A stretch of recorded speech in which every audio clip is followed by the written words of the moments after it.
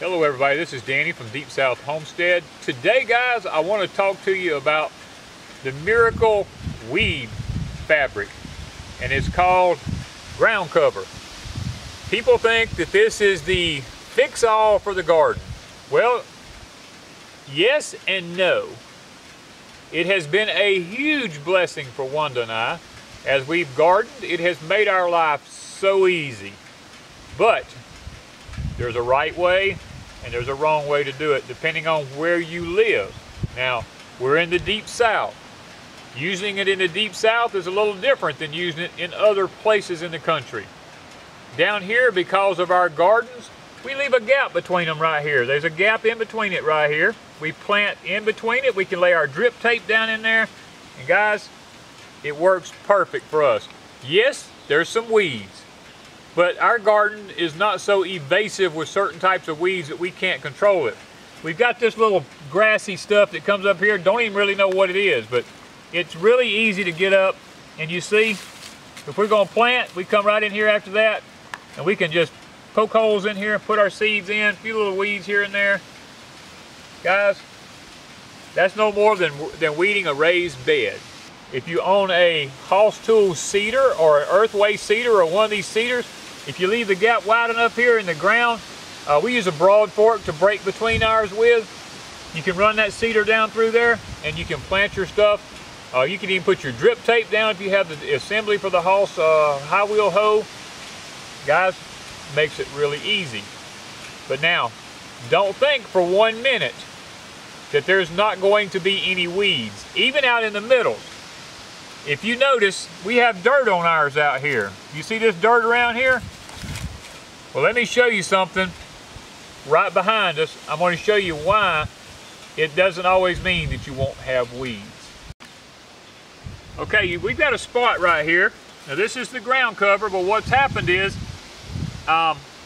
because we're on a hillside here and our soil's a little bit sandy, when we pull up weeds or stuff like that, dirt falls over here on this, and we don't really take the time to take a leaf blower and blow all the dirt off because we're usually just in a hurry all the time. Well guys, what happens when dirt washes off the hill and comes down in here, or it comes off your plants when you're pulling them up, or if you're pulling your plants out getting ready for another crop, dirt gets over here on this. What happens is if there's any weed seeds in it, this is what happens. I want you to look at this. You see this here? This is grown through from the top. If a seed lands in that dirt, roots will grow through the ground cover from the top. Now nothing will come through from the bottom, but if it sprouts on top, because this is porous, the roots will go through it. Let me show you here. See that? There's another one right there. These weeds will grow through it from the top. One right here. See those long white roots like that? They'll grow right through that fabric, and you'll have weeds on top of your fabric. So it doesn't necessarily mean that it's weed free if you don't keep the dirt off the top of it. Look how long some of those roots are. And they go right through that fabric. But that's okay with us because this right here is still a whole lot easier than actually weeding a whole garden. But guys, that's not what I'm really here to talk to you about today. If you have a lot of weed issues where you're at, I'm going to tell you a proper way to use it. That's going to be to take this here, lap it over about 6 inches over this one, and staple it to the ground. If you do that, then you're almost guaranteed, if you keep the top of it clean, that there's absolutely not going to be any weeds. Now what you want to do if you go to plant, because a lot of you are going to ask, well, what about planting? Well, the ground cover, if you can see, it has rows marked off on it. Every foot. There's a foot from there to here, to here, to here. This is 3 foot ground cover here. And that gives you exact spacing. 1 foot, 2 foot, 3 foot. Now, the 6 inch lap for me is what I recommend. The fabric company only recommends lapping it about 1 inch. You can lap it 1 inch if you got good soil. and you don't have a heavy weed problem, and it works out pretty good, but if you got a heavy weed problem, you better lap it about 5 or 6 inches. I'm just telling you from experience. Now, when you get ready to plant your plants, if you've got solid ground cover everywhere, the best thing to use is a little propane torch, and wherever you want your plants, just take it and just burn you a little hole. However far apart you want them, just burn a hole. That way you can stick your plant in right there, and it makes it where it's very economical to raise your stuff because there's very few weeds. Now, weeds will come up where that hole's at, and you will have to keep it weeded around the plant right at the hole. But that's a whole lot easier than weeding a whole garden. And you can use this in a raised bed. It will work in a raised bed to even cut down on weeding a lot in the raised bed.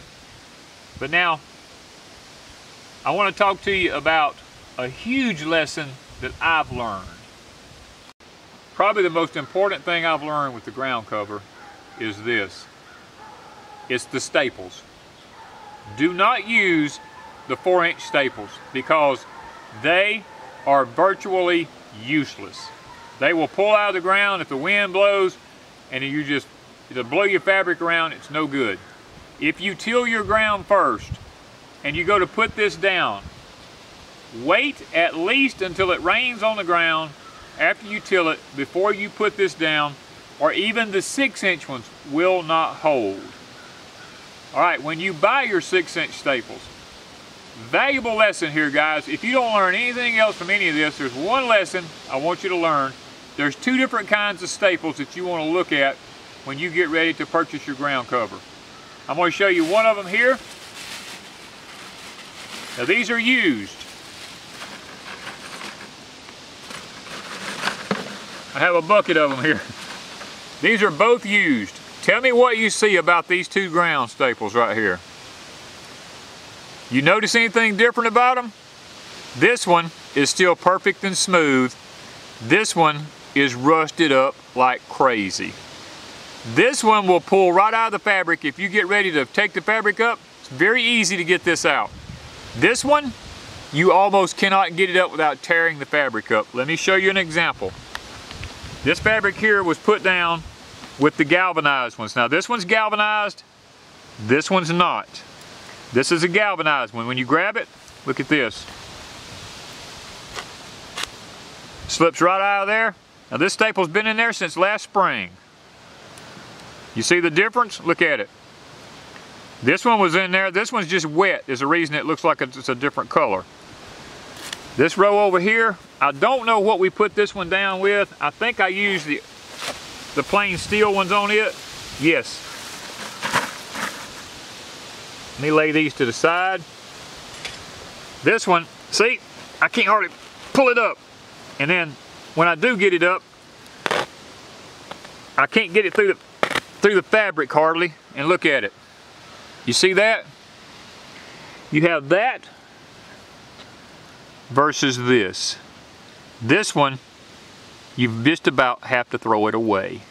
Because to reuse it, you got to take a hammer and tap on all this and break all this old rust off, and it's probably just going to rust up real quick. This one can be reused again. You can stick it up there, put it on the ground cover, take your hand and hit it, shove it right in. This one, you go to put it back up there, look at that. You have to keep hammering on it to get it down in there. That one slips right out. See the difference?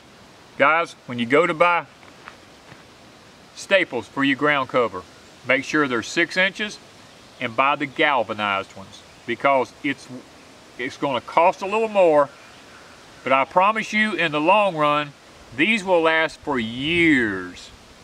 These plain metal ones, you might get 1 season out of them. If your soil's real acidic, you might not even get a whole year out of them. So I recommend, look at that, I'm going to show you what happens when you beat them. You can take and tap them. Little pieces of rust are flaking off everywhere. Now that's what they look like after you tap them. I'll probably get another year out of these. I'm not going to throw them away. That's why I put them over here in a bucket. On a rainy day, I'll sit out there at the shop if I've got nothing to do, and I'll tap all the rust off of them, and I'll throw them over in some diesel fuel or something, and hopefully we'll get another year out of them. These I know will last for many years. I'll try to keep them separated. So guys, that's what I wanted to talk to you about today, about this ground cover stuff. Now this is made by DeWitt. You can get it from Grower Solutions. You can get it in 3-foot wide, 4-foot wide, 6-foot wide. We've got all 3 of them on our property here we use. In the greenhouses we use a 6-foot wide with the galvanized staples in it. Worked out really nice for us. We lapped it over about 6 inches. We've had absolutely no problems with it whatsoever. If you live in the South anywhere, I'm going to tell you, fire ants will build under it. There's nothing that you can do about that. Right here is a prime example where we had this at right here. This dirt you see piled up here was a fire ant bed. Right there, that was fire ants. When you pull it back, you can see where they had a bed in here at. Look at all the tunnels that they had up under here. We've since got rid of them right here. So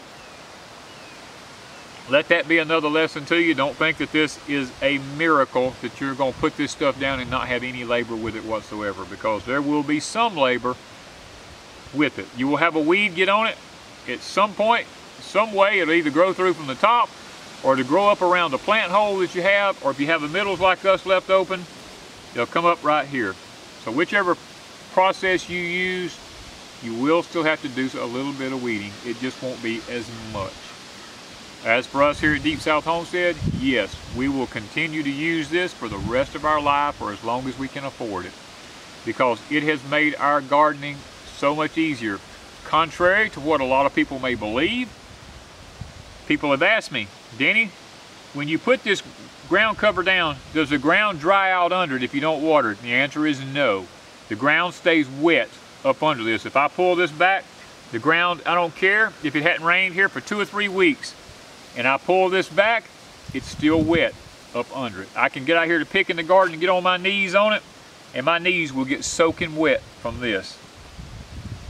One good thing about it, if you live up in a little bit cooler climate and you need to get your garden in earlier, you can go ahead and put this down in the garden. Once you've tilled it and amended your soil, put it down, give it about a week, and you can plant earlier with this, because the blackness on this heats the ground up underneath it and causes the seeds to germinate a lot faster than they would if you did not have it. So there's lots of pluses to it.